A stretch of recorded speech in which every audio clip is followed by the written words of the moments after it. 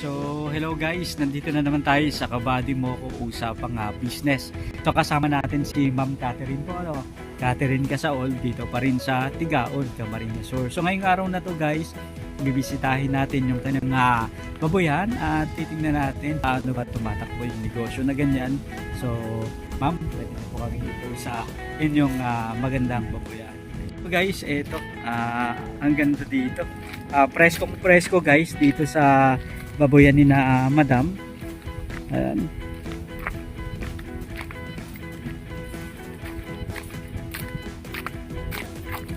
Ito guys yung baboyan nila. Ma'am, etong baboyan nyo po, ilang years na po kayong nagsimula sa pagbababoyan ng ganito? 2 years pa lang. Magto 2 years pa lang. Kamusta naman po ma'am yung journey nyo sa pagbababoyan? Sa ngayon, okay pa naman. Okay pa naman. So, ma'am, noon po, ilan po yung baboy na inaalagaan nyo? Yung nagsisimula pa lang po kayo? Simula po kami, Dalawa. Oo. Tapos kasunod na roll, patining po yun? Fattening. Opo. Tapos yung pagbenta namin, bumili ulit kami ng isa. Isa. Tapos ginawa namin, inahin. Inahin. Oo. Tapos yun na. Tapos yun na. Opo. Oo. Tapos noon ma'am, yung unang start nyo po, magkano po yung price ng baboy nyo? Binili nyo lang po yung baboy nyo? Namin yung dalawa, 3,000 na. 3,000 pesos. Tapos yung binenta nyo po ma'am, magkano yung bentahan yung time na yun? Yung time na yun, 140 per kilo yan. 140. Pero mababa pa po yung feeds nyo. Oo, Mababa pa. Tapos ngayon po ma'am, ilan na po yung baboy na alaga nyo? Ito ngayon, yung fattening namin, 10. 10 piraso. Oo, 10 piraso. Bale, eto po ma'am, binili nyo pa po to o Hindi. galing na po Galing dito? na doon sa inahin namin. Galing na po dito. Eto po yung sinabi ninyo na pagkatapos nyong ibenta yung dalawang baboy, eto na yon. Pang ilang anakan niya na po? Dalawa pa lang. Pangalawang anakan. Yung unang anakan niya po, ilan po? Ito. 7 yung anak. Tapos eto, biglang dumami na po. 12 sana to, kaso namatay Yung dalawa. Okay. Ma'am, nakikita ko po magaganda po yung baboy ninyo. Paano nyo po ma'am inaalagaan? Ano po yung pakain nyo dito? Yung pakain namin, yung ano, sasabihin ko ba? Opo. Yung bimig. Bimig. Oo. Bimig premium po. Oo. Ayan, kumusta naman po ma'am? Affordable pa rin po ba yung bimig? Ito ngayon mabigat na sa bulsa. Mabigat sa bulsa. Pero maganda po yung resulta sa baboy. Ano? Ayan. Eto ma'am, ilang buwan na po etong mga alaga nyo na baboy? 2 buwan, may 10 araw. 2 months? 2 months and 10 days. Mula po pagkapanganak o pagkawalay? Pagkawalay. Maganda na po ano, ilang ano na lang, pwede na pong ibenta ano. Ma'am, nagbebenta po kayo ng baboy tuwing ilang buwan ba na pag-aalaga? Ang pinakaano namin, 3 months hanggang 3 months, mga 100 days. Mula pagkawalay po. Oo. Ayan, tapos mga ilang sako po ma'am yung nauubos sa bawat isang baboy? Approximate. Yung sa 7 namin, nakaubos kami doon ng mga nasa 15. 15 sacks. 15 sacks. Ayan. Ano rin po pala ano. Tapos dito ma'am, Dito, ano, mga nasa 18 na yung nagagawa. 18. Magkano po ma'am yung average ng per sacks ngayon? Yung per sacks ngayon, yung grower, Abo. nasa 1,800. 1,890. Opo. Ang kagandahan lang ma'am sa bimig, talagang kitang-kita po sa katawan ng mga alagang baboy. Ano?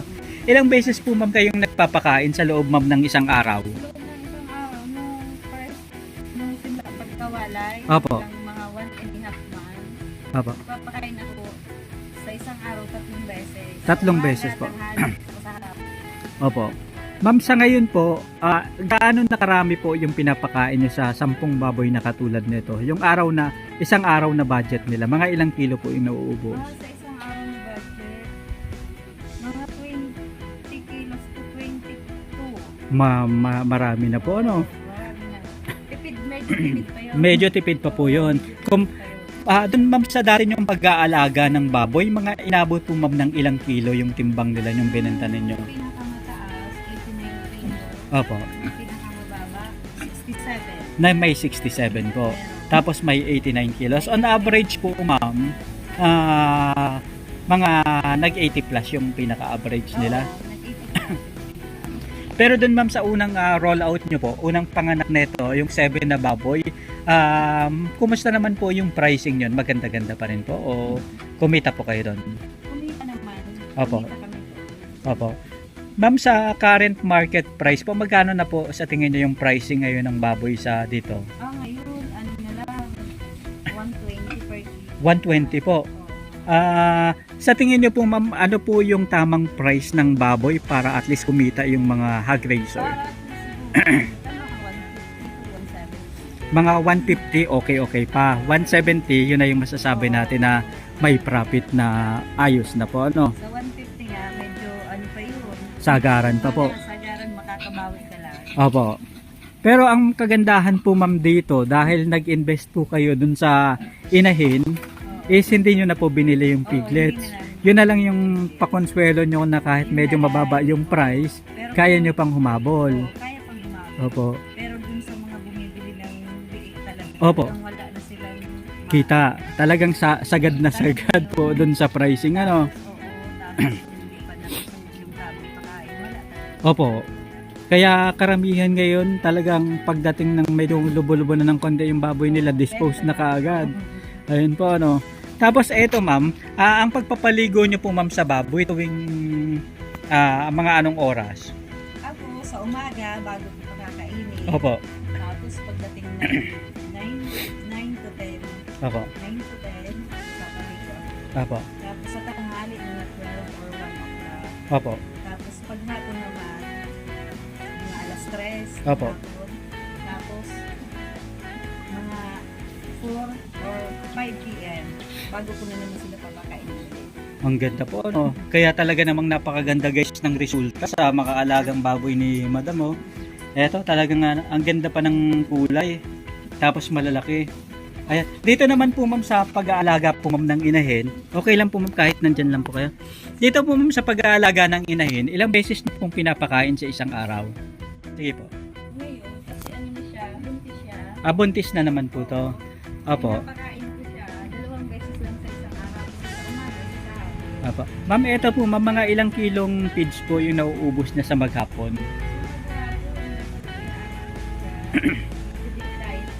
Opo. Mga 2 kilo pwede na, 4 picture. Opo. Tapos eto ma'am, ilang pagkapanganak niya, ilang days po siya bago naglandi ulit? Bago naglanding siya ulit, mga 15 days. 15 days lang po naglandi na. Bago pagkawalay mo. Pagkawalay. Hanggang Ayan. hindi pa nawawala yung hindi pa siya maglalagay. Opo. Tapos eto ma'am, may mga vitamins po ba kayong binibigay sa mga inahin? O wala na? Wala kami na siya. Basta diretso na po siya, no? Ayan. Tapos eto ma'am, kayo na rin po yung nagpaanak sa kanya o may katulong po kayo sa ano? Siya na lang. Diretso niya na? Diretso na. Ayos po, no? Magandang baboy ito, mabait. Tapos at least ma'am, parami na ng parami yung inaanak niya po, ano? Oo. Ano pong advice sa inyo ma'am yung mga kaibigan nyo na nagbababuyan na rin na ano? Na kanino pong similya yung ginamit dito na AI po ba yung ginamit nyo o yung regular na ano lang? Regular. Opo. Tapos ang lahi po, puti rin. Oo. Ang ganda, oh. Tapos kapag sa unang araw po ma'am ng pagbubulog, mga pinapakain nyo pa po ba o hindi na? Yung yung inahing baboy. Kapag pina-AI nyo o pinabulugan. Kailangan hindi siya kumain. Ibig sabihin sa araw po na na binulugan siya, kailangan diet po talaga siya. Ano po ma'am daw yung epekto nyon? Bakit po ganun yung ginagawa? Pag daw kasi pinakain, parang hindi mabubuo yung Yung mga similya po, ano? Kaya kailangan hindi diet siya. Opo. Tapos, yung after po ma'am niya mabulugan, mga ilang kilo po yung pinapakain sa kanya sa isang araw? Kunti lang, siguro mga 1/4. Ganun. Hanggang sa parami na po ng Oo, parami, sa the more na parami. tumatagal. Ayun. Ma'am, advice nyo po sa mga nagbababuyan rin o mga gustong pumasok sa negosyo ng pagbababuyan, paano po sila nila may pagpapatuloy yung babuyan nila at paano po sila pwedeng kumita? Sa akin kasi, kung gugustuhin talaga nila, kailangan talaga may kapital. Opo. Kasi hindi mo naman pwedeng iasa sa utang. Opo. Kasi mabigat yun eh. Opo. Kasi pag hindi ka man kumita, mabenta mo na, minsan kulang pa pambayad. Delikado. Delikado. Opo. Kaya dapat kung maisipan nilang mag-aalaga, yung kaya lang Opo. sa income nila para Opo. masustentuhan nila sa Yung pagkain. Oo. Importante po ba ma'am yun talaga? Importante yun kasi kung wala ka naman pang suporta, mga ano pa lang bebenta mo na, malulugi ka doon. Kapag mababa yung timbang po, ano? Oo, kapag mababa yung timbang. Opo. Kasi wala ka naman, ang choice talaga ng iba, no choice na ibibenta na kasi wala na pang suporta sa pampakain. Opo. Ayan, yun ma'am yung isa sa mga dahilan kung bakit nalulugi yung ibang Oo, mga yun yung- hog raiser. Oo, kasi pag mangungutang ka ng PAIDS, may porsyento yun. Opo.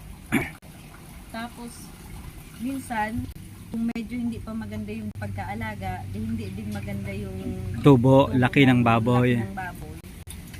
Wala na, lugi ka na doon. Kasi Opo. sa isang baboy, ang pinakamalaking kita mo lang naman dyan is 1K. Opo. Yun na yung pinakamalaki sa isang baboy. Opo. Tapos sa ano naman po ma'am, ano po yung advantage ng meron kayong sariling inahing baboy kumpara sa wala? Ang advantage nun kasi, kumbaga, hindi ka nabibigla na lalabas ng ng kapital. Opo. Kasi meron ka ng inahin. Opo. Mamumuhunan ka lang dyan yung sa board. Opo. Magkano lang yun? 900 pesos. Opo. Yun lang. Kasi kaya yun yung advantage. Opo. Kasi kung bibili ka, kailangan mo may 6,000 ka sa dalawang baboy kasi 3,000 ba ngayon? Opo, 3,000. yung pinakamababa na po yun ano. Pinakamababa. Mas bumaba Mas pa po. bumaba pa, oo. Talagang sagaran talaga yung mga hog raiser natin po ano. Nung during pandemic, Opo. ang mahal nun ng biik, Opo. umabot nga siya ng 5,000. Opo. Oo. Ngayon, mababa na kasi marami na din ang may mga inahin. Opo. Tapos, Kumbaga medyo nag-convert yung po sila no. mga hog raiser, naglaylo yung iba kasi nga halos lugi kasi Opo. sa sobrang mahal ng pagkain. Opo. Yun lang naman. Talagang yung apektado po ano. Ang layo nga ng ang mahal ng pagkain sa sobrang sagad ng presyo. Ayan. Tapos sa ganito ma'am, ang market nyo ng mga, di ba halos mga backyard racer lang po Oo. tayo. Isang market nyo ma'am sa ganitong mga pag-aalaga ng baboy, saan nyo po ma'am binibenta? Sa palengke o para katay sa palengke o biyahero? Minsan may mga pumupunta na rin kasi may nag-iikot yung mga nagtitinda talaga ng Opo. yun na, kaya hindi na rin masyado mahirap ang pagbebenta. Opo. Tapos, eto ma'am, saan mas magandang magbenta? Yung sa mga taga dito na o yung sa mga umiikot galing sa ibang lugar? Ang mas maganda yung price ng galing sa ibang lugar kaysa Kumpara yung dito. lang. Opo. Mas maganda yung binibigay nilang presyo. Opo. So, eto ma'am, mga ilang months na lang po ito bago... Ito, na lang, mga 3 weeks na lang. 3 weeks Siguro na lang. pwede na siyang Pero dito ma'am sa 3 weeks, mga ilan pa po yung expected nyo na mga mauubos ng baboy na alaga? Sa 3 weeks, expected ko dyan mga mga 6 to 8 sacks pa. Sa sako. so, mga 8 plus, mga 16 kg pa, no? Oo, Ayan. 16K pa. Opo. Tapos ang target weight nyo po ma'am sa ganitong alaga, mga bago nyo ibenta, mga ano po yung inaasahan yung timbang? At least 80 kilos. 80 kilos. Oo. Or higit pa, ano? Pa. Opo. Tapos dito naman ma'am, yung water source nyo, wala naman po kayong problema, ano? Walang problema. Kasi ito po ma'am galing sa... May sapa dyan, galing yan dyan. yung parang bukal-bukal na po, ano? Oo, yung irrigation, Opo. nandyan Ayan. lang kasi. Mas madali po, ano? May tubig na na-host kayo po, ano? Oo. Ayun. May lang kami, may water pump para mas maganda yung Yung- Pero okay lang naman kahit wala kasi kaya Opo. lang pag hindi maganda, mahirap maglinis. Opo. Ma'am, dito po ma'am, malilinis yung baboy nyo, walang amoy dito sa baboyan nyo. Oo. Kanina nakatambay kami dyan, kasama natin yung katropa natin na teacher. Halos walang amoy. Ano pong nyo dun ma'am? Ano pong sikreto? Lagi lang malinis. Lagi nyo lang pong nililinisan.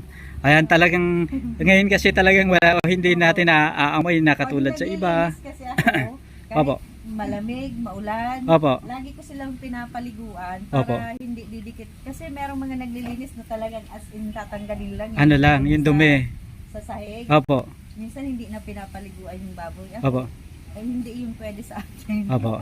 Ayun. Like, bago ko sila papakainin talaga papaliguin ko sila. Opo. Kasi minsan nakaka-apekto din yun sa kanila. Pagkakain sila, malinis sila. Opo. Dapat malinis talaga. Opo. Ma'am, ano po kayo? Wet feeding o dry feeding? Wet. Oh, talagang may tubig, May po. talaga. Pero yung Kasi- pellet po ba yung pakain nyo sa kanila o yung mash? Ano, yung pile. Opo. Tapos tinutubigan po. Ano pong advantage nyo, ma'am? Mas maganda pag may tubig kasi siya kasi medyo nakakaano yun sa baboy. Sa Pag dry kasi, medyo ano yun eh, hindi siya maganda. Opo. Kasi yung tubig medyo nakakadagdag din sa weight nila. Opo. Yun. Ano po ma'am yung sikreto para tumagal sa ganitong negosyo o para magtuloy-tuloy yung negosyo na pagbababuyan? Ang sekreto lang naman is kung talagang gusto mo, Opo. lagi kang may nakalaan na budget. Yun lang talaga. Yun lang talaga. Para at least Oo. sure ball na Oo. continue, Sure ball na Ayan. continue. Yun lang naman talaga yung pinaka-hindrance. Opo. Kahit sa anong negosyo naman. Opo. Oo. Ayan. Ma'am, maraming salamat po sa pagsama niyo sa amin ngayong araw na to. Thank you very much po sa pag-share sa amin ng inyong babuyan at syempre dagdag kaalaman. Thank you very much po ma'am. Good luck po sa business.